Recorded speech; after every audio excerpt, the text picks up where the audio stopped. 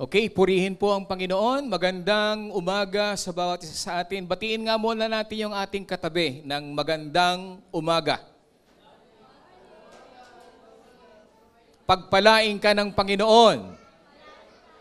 Maging ang mga nasa online na nanonood, pagpalain kayo ng ating Panginoon. Amen? On behalf of Pastor Melvin Ramirez and to all the leaders of JC Masi Church International, narito pong muli ang inyong lingkod para gamitin ng Panginoon at naniniwala ako na may gagawin ang Diyos sa araw na ito. Sabihin mo sa katabi mo, may gagawin ang Diyos. Ulitin natin, may gagawin ang Diyos. Amen! Purihin ang Panginoon. Okay, sa hindi na pagtatagal, let us open our Bible in the book of Malachi. Malachi chapter 3, verses 1 to 3. Malachi chapter 3, verses 1 to 3. Ganito po ang sinasabi. Behold, I will send my messenger, and he shall prepare the way before me. And the Lord whom ye seek shall suddenly come to his temple, even the messenger of the covenant, whom ye delight in. Behold, he shall come, says the Lord of hosts. Verse 2, but who may abide the day of his coming? And who shall stand when he appears? For he is like refiner's fire, and like fuller's soap. And he shall sit as a refiner and a purifier of silver.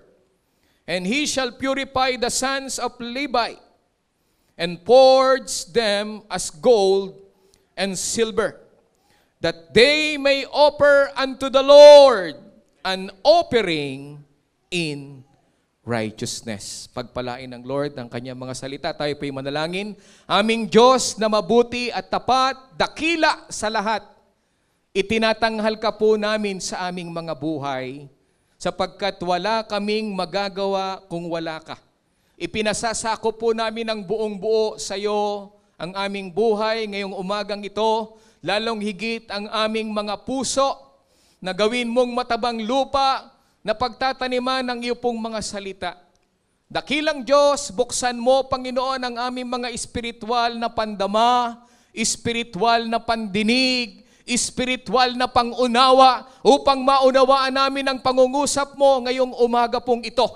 Nagpapagamit po ako bilang lingkod sa oras na ito, Panginoon. Hayaan mong ikaw ang sumakop sa akin, ikaw ang makita, ikaw ang magsalita, ikaw ang magpala sa iyo pong mga anak na nasasabik at nauuhaw, Panginoon, at nagugutom sa iyo pong mga salita. Hayaan mo, Panginoon, na sa oras na ito, ang iyong Santong Espiritu ang siyang magmaniobra simula hanggang sa wakas ng pangangaral na ito. At anuman ang gawa ng dyablo upang hadlangan ang iyong pagpapala o anumang distraction in the name of Jesus, wala po siyang karapatan sa aming buhay sa iyo pong mga salita. And we expect, Lord, gumagawa ka na at lulubusin mo ito hanggang sa matapos po ang gawain ito. And we claim the victory because we ask this in the mighty name of our Lord Jesus Christ we pray. And everybody says, Amen and Amen. Palapakan po natin ang Diyos. Amen. Sige po, makakaupo na po tayong lahat. At hayaan natin sa oras na ito ay matanggap natin ang pagpapala ng ating Diyos na buhay. Amen. Bago po ako magpasimula ng patuloy na pangangaral, nais ko po muna kayong tanungin, mga kapatid. My first question is, ano ang palagi nating sinasabi sa maliliit na bata bago umupo sa hapagkainan? Ano pong sinasabi natin sa maliliit na bata bago umupo sa hapagkainan? Meron bang may alam dito? Okay. O sige, mamaya malalaman natin. Mayroon kayong answer. Pangalawang tanong, ano naman ang makikita natin sa public restroom sign? Ano pong makikita ninyo? Anong makikita? Men and women ba? Hindi lang yon, makikita natin yon, gents at saka yung makikita natin, di ba? Ladies. Pero makikita natin, especially dun sa ating mga work, ito po ang makikita natin. Employees must wash hands. Sinong naghugas ng kamay ngayon? Lalo na yung mahilig kumain na nakakamay. Naghugas po ba kayo ng inyong kamay? Yan ang makikita natin. Sabi diyan, employees must wash hands before leaving restroom. Kasi nga naman, paglabas mo ng restroom, kung ano yung kakapitan mo, lalo na kapag kakamay ka, pagkamay mong ganun, hindi naghugas, may bakterya po yun. So, ang makikita natin dyan is none other but wash your hands. Amen? At maaalala mo, kasi kami nila Dylan, napag-aaralan nila sa school at napapanood nila dun sa video nila, itong si Henry the Hand. Kilala niyo ba si Henry the Hand, lalo na sa mga bata? Yung si Henry the Hand is a hand hygiene superhero ng mga bata. At yan po ay ginagamit din ng DOH or MOH para ipakilala na kinakailangang magpasimula sa bata ang pagiging malinis. Bakit kailangan natin daw maghugas ng kamay?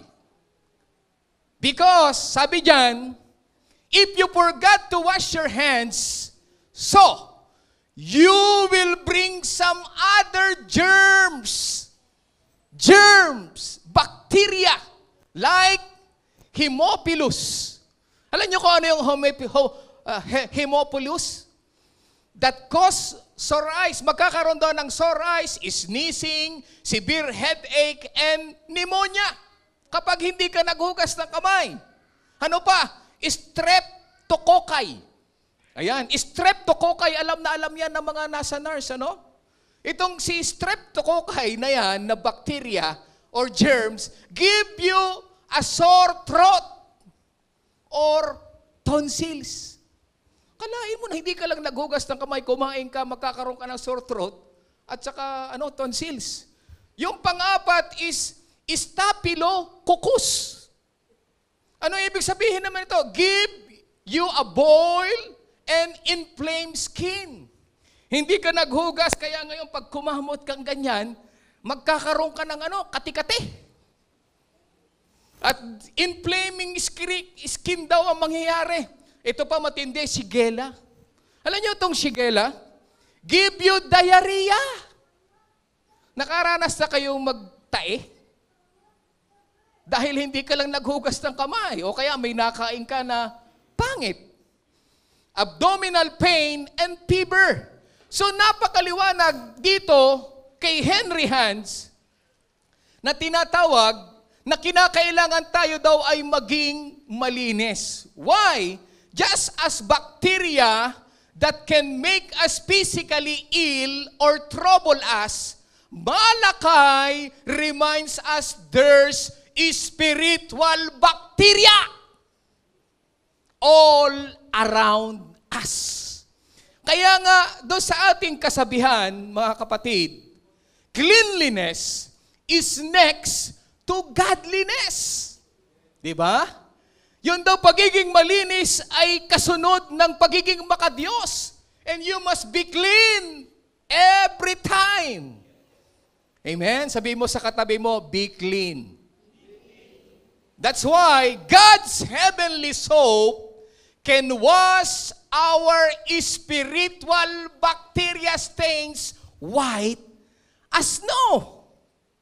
Yung spiritual soap ng Lord ang magtatanggal ng mga bakterya, mga dumi sa ating pagkatao, mga kapatid. Kaya sabihin natin sa katabi natin, spread the word, not the germs. Sabi mo nga sa katabi mo, spread the word, not the germs. Especially, delikado ang germs, spiritual. Kaya kailangan mo ng spiritual na sabon na maglilinis sa buhay mo bilang isang mananampalataya. He will not only wash us clean, brothers and sisters, but He also purifies us and refines us as a pure gold. Amen? Hindi lang siya spiritual soap, siya rin ay refiner's fire. Amen? Bakit kailangan? So that we can endure and stand on the day of His coming. That's why our title for this morning is entitled, Refiner's Fire and Fuller's Soap. Amen? Nais ng Diyos na tayong lahat ay dumaan sa paglilinis ng Diyos. Nais ng Diyos na tayong lahat ay dumaan sa pagdadalisay ng ating Panginoon. Para daw ikaw ay makatagal at maging karapat-dapat sa pagbabalik ng ating Panginoon. Amen! Okay, basahin po natin yung verse natin in Malachi chapter 3, verse 1 to 3. Behold, I send messenger, and he will prepare the way before me. And the Lord whom you seek will suddenly come to his temple. Even the messenger of the covenant in whom you delight, behold, he is coming, says the Lord of hosts. Maliwanag at for sure, kahit pa natatagalan, darating ang ating Panginoon. Amen po ba? Nag-e-expect po ba kayo na darating ang Panginoon? Delikado pag hindi kayo nag-expect because the Lord shall come. Hindi mo lang alam, pero siya ay babalik. Hindi mo lang alam, malay mo, bukas, makalwa, o sa anumang araw, ang Lord lang ang nakakaalam. And second, verse 2, but who can endure the day of His coming? Sino daw ang makakatagal? And who can stand when He appears? For He is like, sino daw ang Panginoon daw ay kagaya ng ano? He is like a refiner's fire and like launderer's soap. Sa King James, ganito po ang pagkakasabi. For he is like a refiner's fire and like a fuller's soap. Sa New King James, ang binanggit po doon ay launderer's soap. Pero sa King James Version, is like a fuller's soap. Ang ginamit ko po, fullers, yung pinaka-original na salin. Mamaya malalaman nyo kung bakit yun ang ginamit ko. Amen? And verse 3, sabi po dyan, He will sit as a refiner and purifier of silver. He will purify the sons of Levi. Pag sinabing sons of Levi, they are called the priest of the temple. Amen? And now, being a spiritual priest, we are called the priesthood. Sabihin mo sa katabi mo, you are called to be a priesthood. Priesthood. Amen? And purge them as gold and silver, that they may offer to the Lord an offering in righteousness. Ibig sabihin, mga kapatid, maliwanag. Ang Lord ay for sure darating at inihalin tulad daw ng Panginoon, siya katulad ng isang apoy. Nakagaya ng refiner's fire na magdadalisay sa silver at sa ginto. Amen? At inihalin tulad din siya sa isang sabon na maglilinis sa isang damit. Amen? Alam niyo po ba, the name Malachi means my messenger. And Malachi, he is the last prophet who wrote in the book of the Old Testament. Kaya si Malachi po ang nagsulat nito na inihahanda ang bawat anak ng Diyos sa nalalapit na pagbabalik ng ating Panginoon. Gaano katagal na ito? Hanggang sa panahon natin ngayon. Hindi pa rin dumarating ang Panginoon. But for sure, kahit matagalan, ang Lord ay siguradong darating. Palapakan natin ang Panginoon. Naghihintay ka ba sa pagbabalik ng Panginoon? Okay, simulan natin. Una, the refiner's fire. Pag sinabing refiner's fire, mga kapatid, a refiner's fire is where a material such as silver is placed in a fire to cleanse and burn away any impurities so that it becomes pure silver without blemish. Amen? Inihalin tulad ng Diyos yung kanyang katangian na refiner's fire na magtatanggal daw ng ating karumihan para maging puro ang ating pananampalataya. Alam niyo po ba, the silversmith beat the silver with hammer. Yun daw pong silversmith o yung refiner's fire na yan, ginagamit, yung may hawak niyan, so that it conforms according to his purpose. Yun daw naggagawa nung silver na inilalagay sa apoy, pinupukpok niya ng hammer habang malambot at idinidesign niya doon sa tunay na pagkalikha na gusto po niya. Amen? In refining silver, you've got to hold the silver right in the middle. Ayun, kagaya nun. Of the fire. Ilalagay mo sa kalagitnaan ng apoy. Where the flames are the hottest. Napakainit ng apoy. Kailangan talaga naglalagablab yung apoy so it can burn away all the impurities. Habang ibdinadarang mo sa apoy yung silver or yung gold, uti-uting tinatanggal niya yung dumi nung silver at lumalambot po ito hanggang sa mapukpok mo at makikita mo na sumusunod yung silver o yung gold. Nais ko kayong dalhin in the beginning when the Lord created man, Adam and Eve. In Genesis chapter 2, chapter 1, verse 27, so God created man in His own image. In the image of God, created him. Nilikha ng Diyos ang tao ayon sa kanyang image. Brother Dennis, yung bang image na tinutukoy dito, yung mukha ng Diyos? No. The image is yung ating holiness. Nilikha tayo na holy, blameless ng ating Panginoon. Amen? In the image of God, created He Him. Kinreate tayo ng ating Panginoon. Male and female created He them. But when sin entered the world, we were damaged by sin.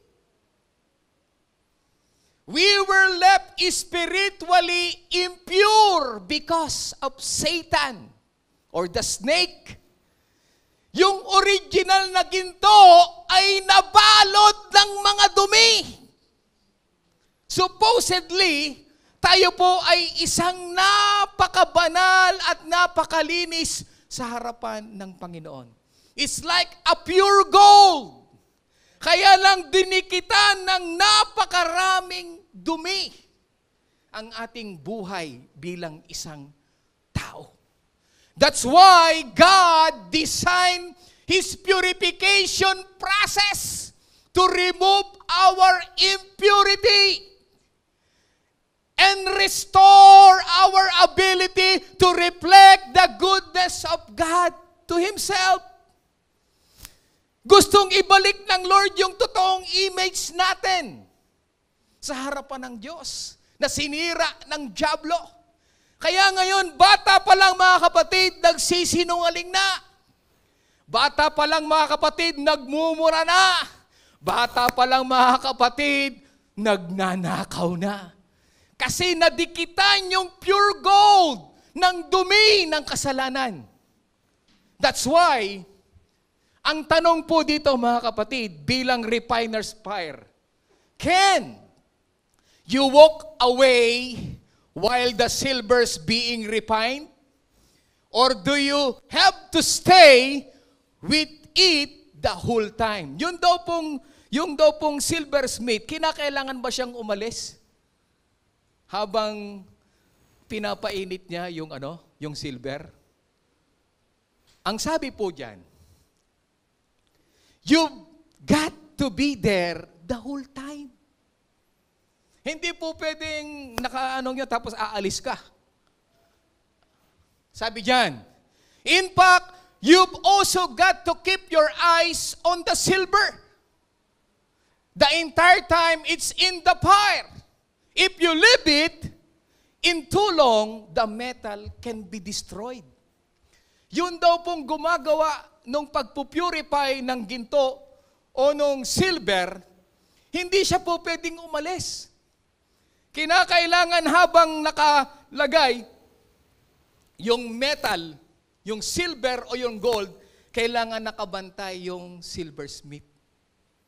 Amen? And do you know that Jesus is our master artisan?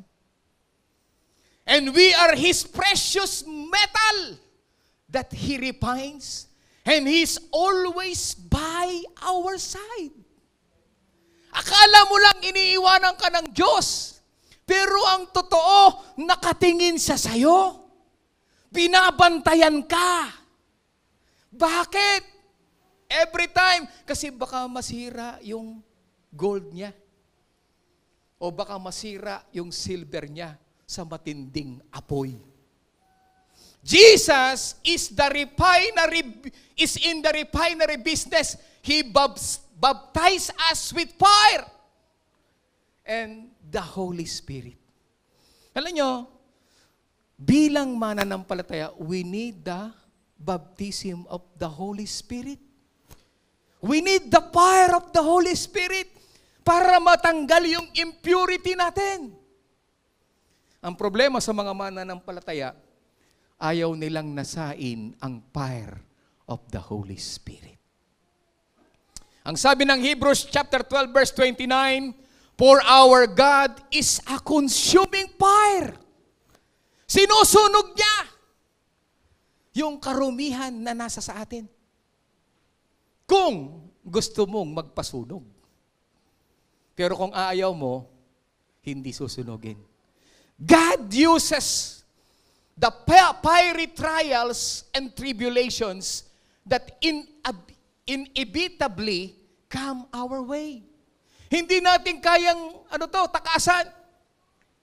Ang ating Panginoon daw, pinapahintulot yung mga fiery trials, yung mga tribulations na hindi natin po pwedeng lampasan to cleanse us and to purify us of selfishness. Kaya pala merong apoy para matanggal ang pagiging makasarili natin.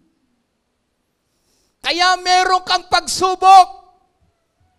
Kaya meron kang trials and fire that comes in your life as a Christian. Tinatanggal ang pagiging makasarili mo. Lahat ng makasarili magsabing amen. Aba, magaling, walang makasarili.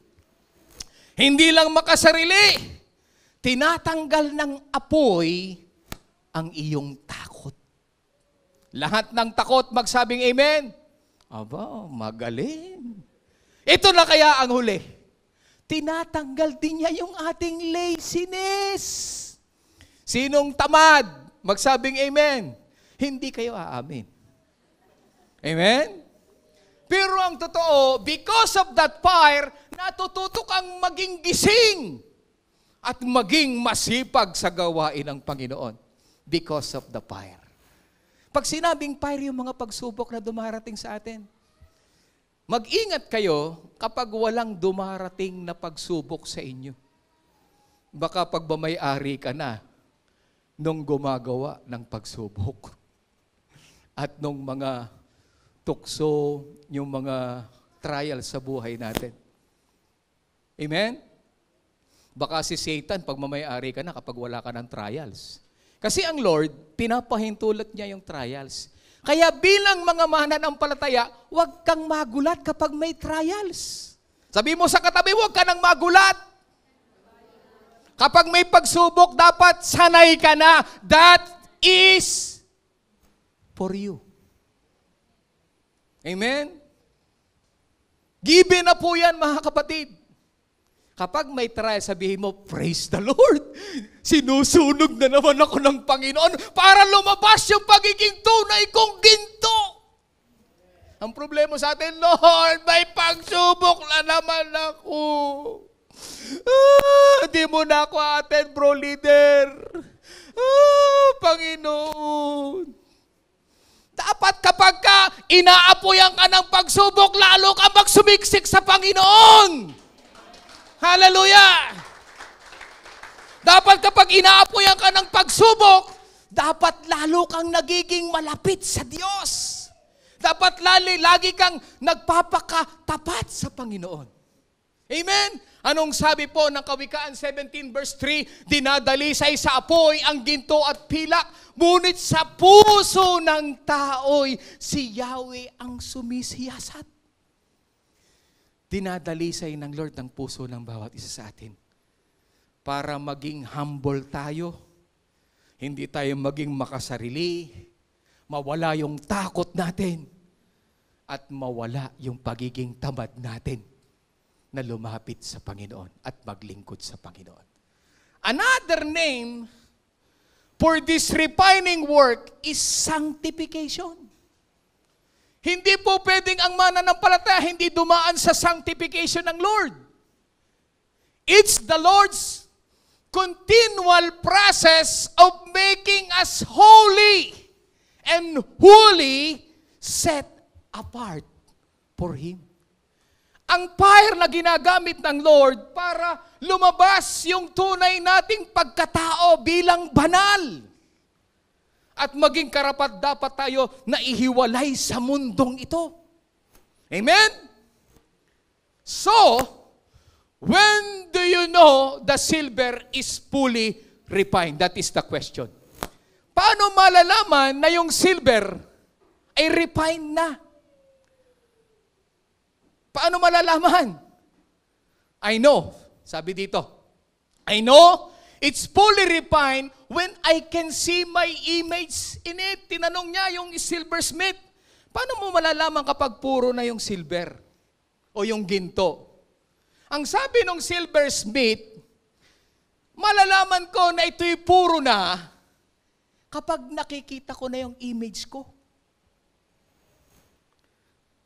Pero hanggat may mga itim-itim at hindi ko makita yung image ko, aapoyan ko pa ito, aapoyan ko pa ito, aapoyan ko pa ito. Walang tigil na apoy hanggang makita ko yung mukha ko dun sa silver na yun. Hello. Kaya pala walang tigil ang apoy mo para makita si Kristo sa buhay mo. Palakpakan nga natin ang Panginoon. Patuloy kang idadarang sa apoy ng pagsubok para mahayag kung talagang nabago ka na. Hello sa nabago. At hindi lang nabago ka na at nakikita na ang Panginoon sa buhay mo. Because of the trials, because of that fire, masasabi ng mga tao, kakaiba itong taong ito. Nakikita ko ang ugali ni Kristo. Amen? Pero kapag may Kristiyano ba yan? Grabing magsalita. Nagmumura. Kristiyano ba yan? Nakikipag-away. Kristiyano ba yan? Nangungupit. Kristiyano ba yan? Hindi nagtatrabaho ng tapat sa trabaho. Kapag ganun ka, may panibagong apoy na darating sa'yo para tanggalin yung impurities mo.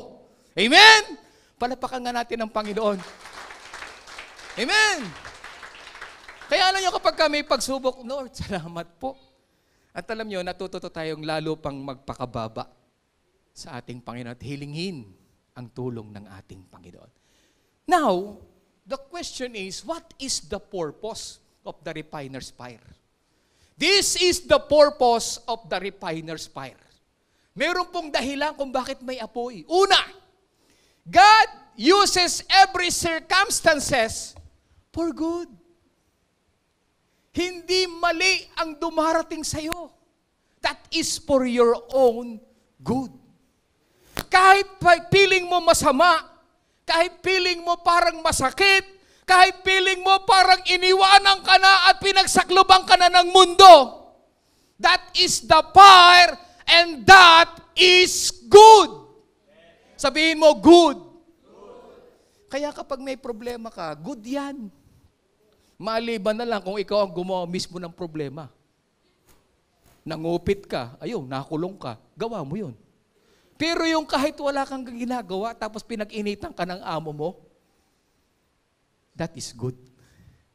Kasi itetest ng Lord yung iyong fruits, yung fruit mo, kung ikaw ay papatol o hindi.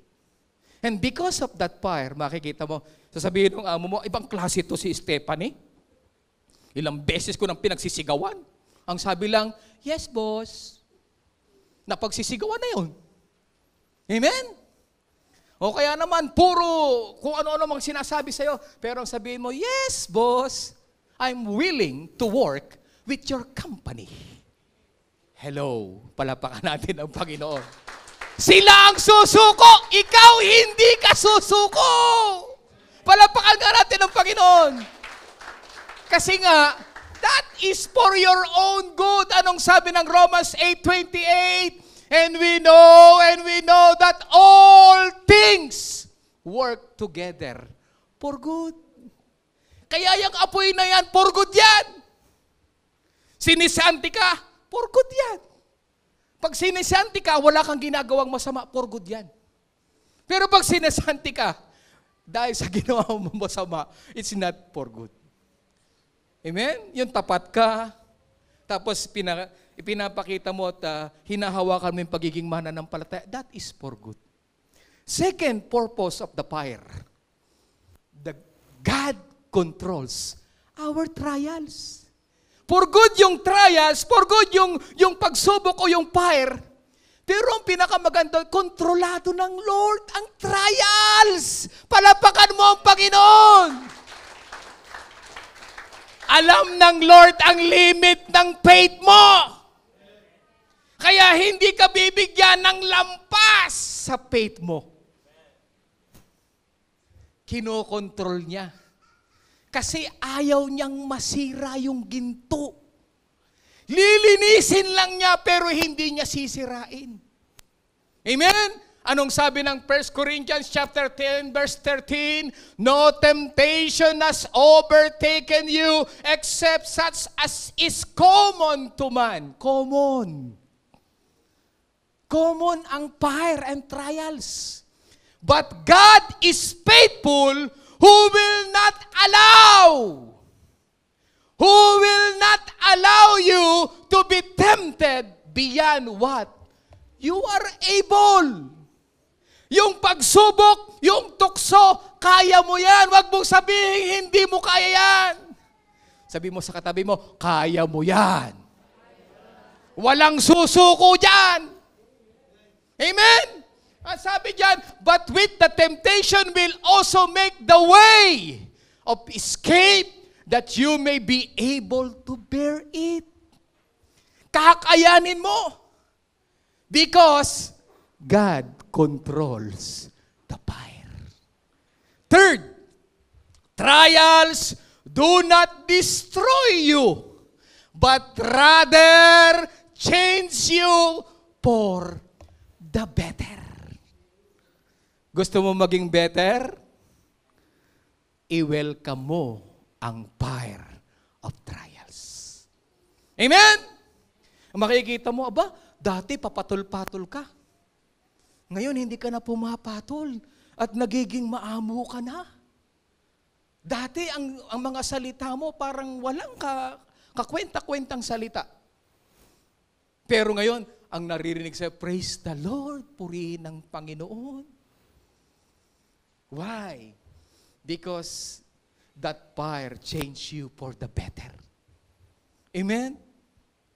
Kaya hanggat hindi nakikita yung image ni Christ, hindi ka titigilan ng apoy. Pang-apat, trials free you from sin. Hindi ba kayo nagtataka? Especially dun sa mga may weaknesses sa buhay pananampalataya. Paulit-ulit, paulit-ulit, paulit-ulit ang trials mo. Kapag babae ang kahinaan mo, babae ang darating sa'yo. So beautiful. At alam ni Satanas ang taste mo. Amen? Ganon siya. Amen? At kapag ang kahinaan mo, yung magagalitin ka, yun din ang darating sa'yo para lagi kang galit. Sa lahat ng laging galit, laging yun ang darating sa'yo. Kaya mukha mo, parang simangot. Hindi maipinta. Pero kapag ka bumalik at napagtatagumpayan mo na yung galit, ang mukha mo nagiging smiling face na. Amen? Inaasar ka? Yes, boss. Hindi plastic, totoo. Nakangiti. Why? Because it's free from your sin. And number 5, trials make God's presence real. Para makita mo na buhay ang Diyos sa buhay mo. Hallelujah. Especially, yung hindi mo na alam ang gagawin mo, biglang gagawa ng miracle ang Diyos sa buhay mo. Because trials make God's presence real in your life. At masasabi mo, praise the Lord, kung wala ka, Panginoon, hindi ko nalampasan ito. Palakpakan nga natin ang Panginoon. Amen?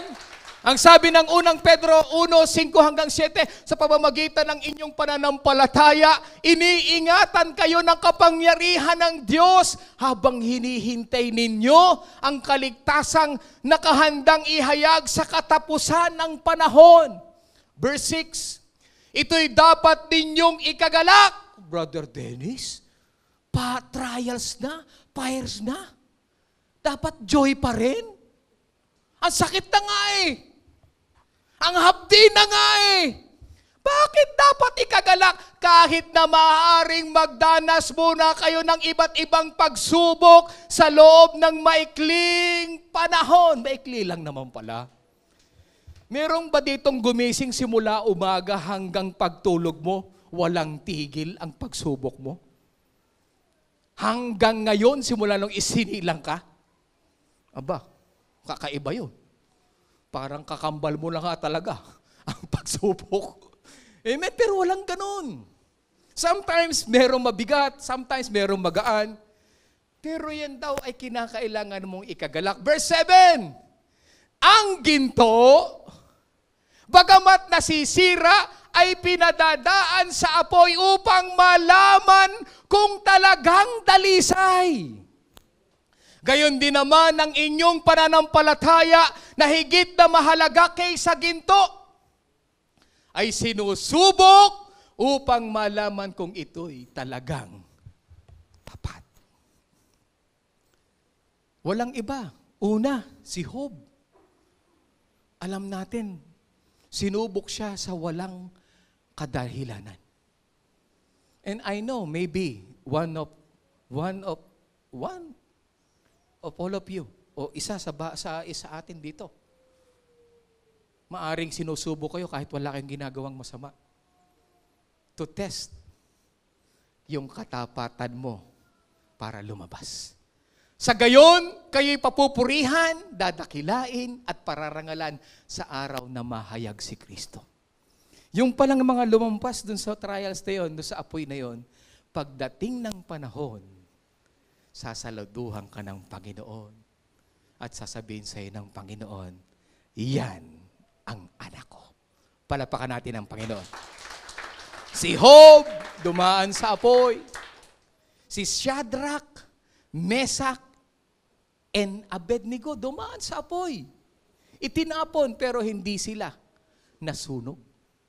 kundi nagliwanag ang kaluwalhatian ng Panginoon sa buhay nila. Like the purifying process, brothers and sisters, it may seem harsh. Kung minsan para bang kakaiba.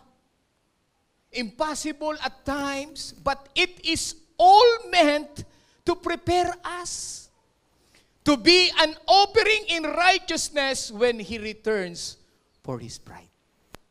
Inihahanda tayo. Kasi ayaw ng Lord na kunin niya tayo ng hindi karapat-dapat. The growth opportunities remind us God is interested in our character more than our comfort. Hindi gusto ng Lord lagi kang nasa comfort. Kasi kapag laging nasa comfort ka, nagiging tamad ka. At umaasa ka na lang sa iyong sarili. But because of that fire, lumalabas ang true character ng tunay na anak ng Diyos. Purihin ang Panginoon. Sa lahat ng nagtagumpay sa pagsubok, sa apoy, palakpakan mo ang Panginoon. Amen? So, normal yan. He is a refiner's fire. Second, eto na. He is a fuller's soap. Pag sinabing fuller's soap, the word full is from the Anglo-Saxon dictionary pulyan. Na ang ibig sabihin ay ano po? To whiten. Amen? Pag sinabing fullers, tinatanggal yung iyong dumi para ikaw ay maging maputi. Amen? To pull is to press or scrub cloth in a mill or fuller's field, that this art is one of the great ancient times. Noong kapanahunan nila, ang tawag doon ay fuller's soap. Meron daw silang fuller's field na ganito. Meron silang lugar ng labahan. Lahat ng maglalaba, labadami, labango. Talagang grabe. Pag gising sa umaga, ando na mga labandera, may mga dalang mga damit. Labadami, labango. Grabe. And there is the fuller's field. Ayan. Doon sa lugar ng Israel, meron silang lugar na pool na talagang lugar ng labahan. Basahin natin in 2 Kings chapter 18 verse 17. Then the king of Assyria sent the Tartan, the Rabsaris, and the Rabshakeh from Lachish. Talagang nakakalitong basahin to, no? With a great army against Jerusalem to King Hezekiah, and they went up and came to Jerusalem.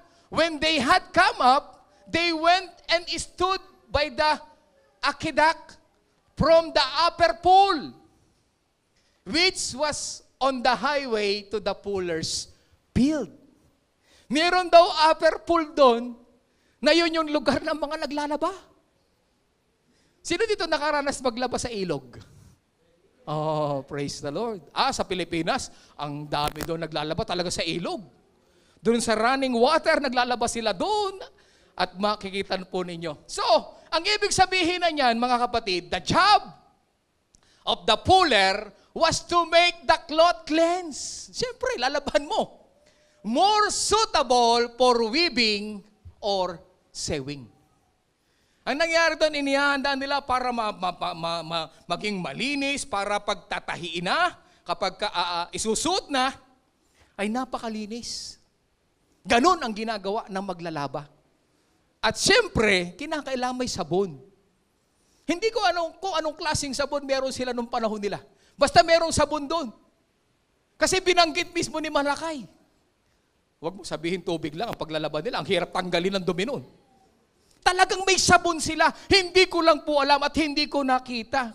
Kasi nung panahon yan, siguro wala pang talagang mga magagandang gawaan ng sabon. Basta merong sabon doon. Amen? At para daw tayo maging kasing puti. Alam nyo, si Jesus Christ, nung time po, nung siya po ay nagpakita doon sa bundok, kasama po niya. Basahin po natin in Marcos 9:2-3. Pagkaraan ng 6 na araw, umakyat si Jesus sa isang mataas na bundok. Wala siyang isinama roon maliban kina Pedro, Santiago at Juan. Lagi itong kasama ng Panginoon itong tatlong to. Amen? Malapit sa puso ng Panginoon.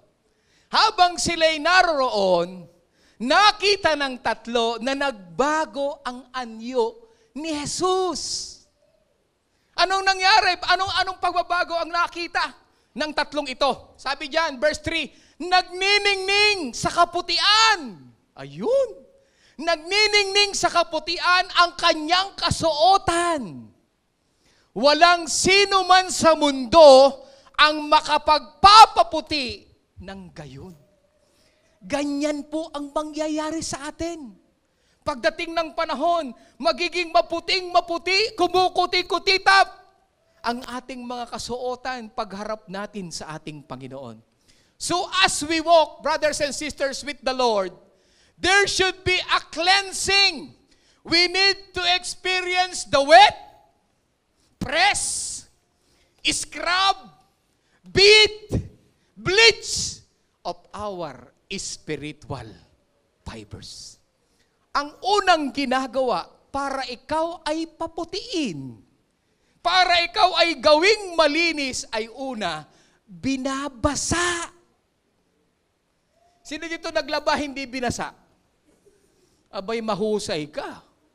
Ang una, babasain ka. Wetting ang una. Wetting clothes, soaking, wet before and after washing. Isosok ka sa tubig. Bago at pagkatapos. Bakit? Bakit kailangan ilagay sa tubig? Abay, para yung sabon ay bubula. Amen? Pangalawa, ang ginagawa, pressing. Matapos kang basain, matapos kang ibaptize ng Panginoon, matapos mong sumunod sa gospel ng Panginoon, matapos kang dalisayin at linisin ng Panginoon, ang kasunod niyan, makakaranas ka ng pressing. Pinipress ka. Labadami, labango. Talagang grabe. To remove the water with dirt on the clothes. Habang kinukus mo, kus, balungos. Talagang grabe ang kuskusan, Doon lalo doon sa ilog, Talagang grabe. Kanya-kanya habang nagkikwentuhan. Alam mo, si kumpare, si kumare, talaga namang grabe. Habang kumukuskus, pinipress. At sa tingin mo yung pagpipress, masakit ba? Yes. Subukan mong i-press ka, masakit yun. Amen? And that is a kind of process na ginagawa ng Lord. Ipipress ka talaga. Ipipress ka para matanggal yung dumi na nasa iyo. Amen? Palakpakan nga natin ng Panginoon. At kung hindi pa rin natatanggal sa kapipress o kakakukuskus yung dumi, gagamitan ka ng scrubbing. Kasi sobrang dikit nung dumi. Kaya, masakit bang scrubbing? Abay, masakit yan. Huwag mong sabihin, sige nga po, Panginoon, para kinikiliti ka. Hindi ganun eh. Hindi parang kinikiliti ito. Ang nangyayari dito, masakit, talagang halos matanggal yung yung talagang pananampalataya mo. Kasi kukuskusin ka, pagkatapos kuskusin, iiskoba ka. Para maging maputi ka. Kaya nga, grabe ang dinadaanan ng isang mananampalataya. Kapag wala ka niyan, magtaka ka. Walang refiner's fire, walang fuller's soap, lalo ngayong last days. Kasi ipiniprepare na niya ang kanya. Palapakan natin ang Panginoon. Amen! Some use toothbrush or washing brush as a tool for scrubbing out stains. Talagang, kasi hindi makuha sa kuskus kaya babrasahin ka. Amen? At pagkatapos brasin, lahat ng may pabalo, yarap! Poo! Ay talagang talagang nakita nyo sa labahan doon sa ilog, talaga, minsan nga yung ginagawa nila, yung ano ng nyog. Di ba yung palapa? Palapa ng nyog, talagang ibibit ka. By the process of beating, the particles are separated from the surfaces of the clothes and pull into the water, which helps in effectively cleaning the clothes. Kasi habang talagang bang, bang, bang, habang binabayo, tumatalsik yung dumi. Tumatalsik yung mga sabon na merong dumi. At makikita mo uti-uti habang binabayo, makikita mo lumalabas yung puti. At pagkatapos ilalagay na naman sa tubig at ilalagay na naman doon. At kapag hindi pa rin maputi, ang ginagawa ay nilalagyan ng bleaching. A process of whitening fabric by removal of dirts or stains. May mga mantsa na hindi kaya ng iskoba. Hindi kaya ng beating. Kailangan gamitan ng bleaching. Ang bleaching ba masakit? Yes, yung nga lang maanohan yung kamay mo. Ay, parang natuyot yung kamay ko kasi doon sa bleach. Di ba? Ang tapang po nito. At ang sabi dyan, tingnan nyo, ang bleach. Bleach is a strong and effective disinfectant. Its active ingredient, sodium hypochlorite, is effective in killing bacteria. Hindi lang tatanggalin ang mantsa, pati bacteria tanggal. Fungi and viruses. Kaya minsan makikita mo, baka ang ginagamit na sa iyo ng Lord ngayon, bleaching na. Kasi mantsado na. Ang kapal na ng kasalanan.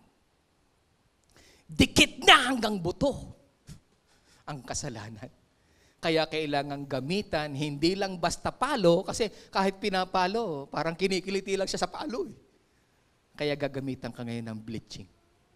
At kapag dinaan ka dito sa bleaching na ito, sigurado ang kasunod, ang bleaching cause a cloth to become white or much lighter by chemical process or, ito ang pinakamatindi, by exposure to sunlight. Yung iba, ikinukula. Alam niyo yung pagkukula? Ewan ko lang kung magagawa pa sa atin sa Pilipinas ang pagkukula. Kahit yun ay may mga sabon-sabon pa, pero nakabilad lang yun. At kapag medyo nainita na ng araw, makikita mo, puting-puti siya. And then pag inilublob mo na sa tubig, ang makikita doon ay napakaputi, kumukuti-kutitap. At kapag iniangat na ng maglalaba ang maputing katsa, pang! Makikita niya ang kaniningan ng araw na kumukuti-kutitap. And that is our Christian faith. Kaya anong sabi ng Matthew 7:24-27? Therefore, everyone who hears these words of mine and puts them into practice is like a wise man who built his house on the rock, that the rain came, tubig, came down, the streams rose, and the winds blew and beat against that house. Yet, it did not fall because it had its foundation on the rock. Alam niyo mga kapatid, kapag ang foundation mo ay si Christ, kahit anong apoy, kahit anong sabon ang gamitin sa iyo, you will not fall down. You will stay in the presence of our God. Amen? So, madali ba ang apoy? Madali ba ang sabon na paglilinis ng Panginoon? So, hindi po. Hindi madali ang process ng Lord. But if you know that it is good for you, sasabihin mo lang, sige lang po, Lord. Sige lang po, Lord, apuyan mo pa ako. Sige lang po, Lord, iskubahin mo pa ako. Sige lang po, Lord, kuskusin mo pa ako para pumuti ako. Sige lang po, Lord, apuyan mo ako para lumabas yung tunay na pagkatao ko bilang kahawig mo, Panginoon. Sige lang po, Lord. Sabihin nga natin, sige lang po, Lord. Sige lang po, Lord. Apuyan mo ako. Sabunin mo ako upang maging karapat-dapat ako sa iyong pagbabalik. Anong sabi po ng verse natin? Balikan po natin. Malakay 3, verse 2 to 3. But who can endure the day of His coming? And who can stand when He appears? For He is like a refiner's fire and like a launderer's soap or a fuller's soap. Verse 3. He will sit as a refiner and a purifier of silver. He will purify the sons of Levi and purge them as gold and silver, that they may offer to the Lord an offering in righteousness. Alam niyo po mga kapatid, ang sarap magbigay ng pagsamba, ng papuri sa Lord kapag dumaan ka sa apoy at sa pagsasabon ng ating Panginoon. Sino daw po ang tatagal? Sino daw po ang po pwedeng humarap sa pagdating ng Panginoon? Walang iba, kundi those who are willingly accept with joy the fire and the soap of our Lord. Are you willing? Are you willing? Are you willing? Kapag willing ka with joy, pagdating ng Panginoon, magiging karapat-dapat ka. Anong sabi ng Santiago 1:4? At dapat kayong magpakatatag hanggang wakas upang kayo'y maging ganap at walang pagkukulang. At ang sabi po ng Ephesians 5:26-27, that He might sanctify and cleanse her with the washing of water by the word. Ano ang huling ginagamit pagkatapos labahan? Loblob uli sa tubig.